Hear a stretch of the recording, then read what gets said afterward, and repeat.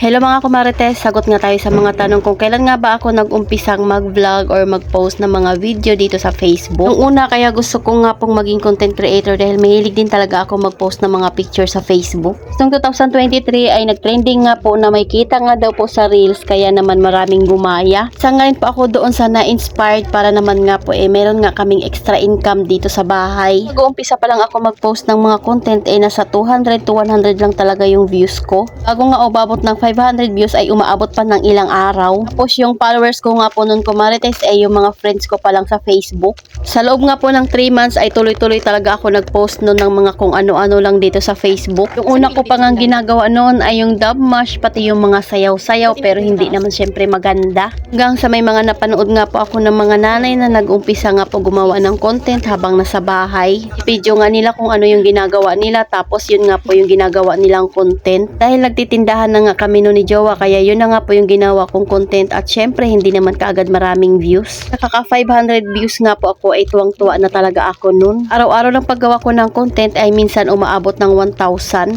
Sin araw-araw ka talaga magpo-post nun kumarites walang pahinga. Kaya kahit puyat or pagod ka kailangan mong gumawa ng content. Kasi ay meron ng requirements bago ka ma-monetize. Ngayon kasi ay wala na. Sa i-invite ka na nga lang ni Meta. Nga po na-monetize sa akin noon ay in-stream ads. Pinapakita ko lang naman noon dati yung tindahan namin na halos wala namang laman. Yung camera ko pa nga nun kumarites malabo din talaga. Dahil nga yung camera ko noon luma ko pang cellphone at talaga namang hindi maganda yung quality. So, ang nakakatuwa nga lang nun ay meron pa ring sumusuporta sa akin. So naman sa followers na kailangan mo nga maka 5,000 ay sumali nga rin pa ako sa F2F. Sobrang saglit lang talaga nun kumarites at hindi talaga ako nag-focus sa pagpaparami ng followers. Dahil nung namit ko na nga po yung requirements na 5,000 ay huminto na nga po ako sa pag F2F at tuloy-tuloy na nga lang po yung paggawa ko ng content. Hanggang sa naunti-unti ko na nga pong natutunan kung paano nga po talaga gumawa ng content dahil sa araw-araw ba naman. Itong pagko-content ko nga kumarites ay paulit-ulit lang din naman dahil hindi rin talaga ako mahilig lumabas ng bahay. Pagtitindahan nga lang po yung madalas kong pinapakita kung paano ko nga po ito nalagpasan dahil nagdaan din talaga yung tindahan namin sa walang-wala.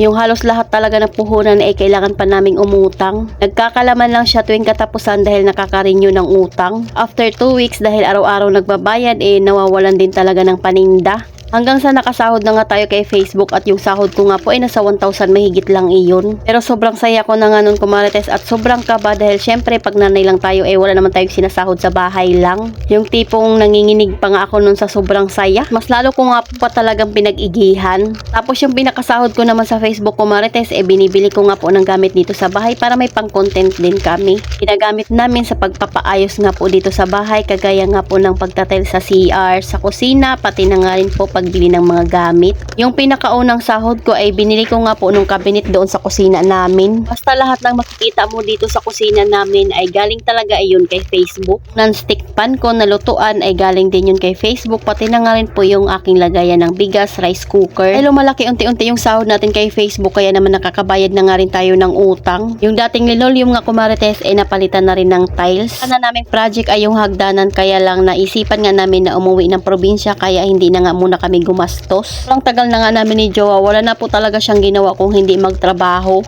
Ganun naman talaga pag may pamilya ka na. Lalo na nga kung hindi naman tayo mayaman. Ayun na nga hanggang sa tuloy-tuloy na nga po tayo nakakabayad ng mga utang at nadadagdagan na nga po yung puhunan ng tindahan natin. Kaya na-extend na nga po siya hanggang pader at nagpagawa na nga po ako ng shelves kay Jowa. Kabili din pala ako ng laptop pati na nga rin po itong aking ginagamit na cellphone ay galing din ito kay Meta. Kung hindi man matawag na investment ito sa ibang tao ay para sa amin masaya na nga kami dito. Ang makapundar ng mga gamit ng paunti-unti at makapagpaayos ng bahay ng paunti-unti. Kung galing ka talaga sa mahirap ay sa simpleng bagay mapapasaya ka na. Tuwing sasahod talaga ako kay Meta kumarites, ang una ko talagang binibili ay 25 kilos na bigas. Kasi yung dating nagsasabaw ng marami para dumami yung kanin nakakabili na ng 25 kilos na bigas. Kaya naman kung monetize ka na wag mong sayangin yung tools mo dahil malaking bagay din talaga sa atin iyan. Kung kumakayod man kami ni Jowa ngayon ng doble dahil walang-wala din talaga kami, hindi ibig sabihin nun mapera na talaga. Kung sakto lang din talaga yung nasasahod namin kahit papano nakakapagtabi kami. Nakalaan para sa aming tindahan, pati na nga rin po sa savings at syempre sa panggastos namin. Lahat nga yun kumarites answered prayer din talaga dahil talaga namang pinagdasal ko nga iyon. So ayun lang muna kumarites, salamat sa panonood, follow for more, God bless us at sana i-share nyo na nga rin po itong aking video.